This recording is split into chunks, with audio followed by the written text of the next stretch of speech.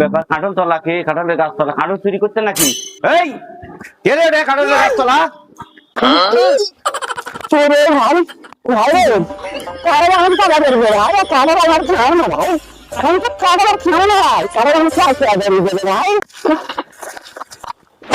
আমার সময় আর মারিস না ভাই আর মারিস না ভাই কাঁঠাল চুরি আমার কাছে আর মারিস না ভাই কাঁঠালটাকে খাম করে ফেলা দিচ্ছে রে বা করছে কি রে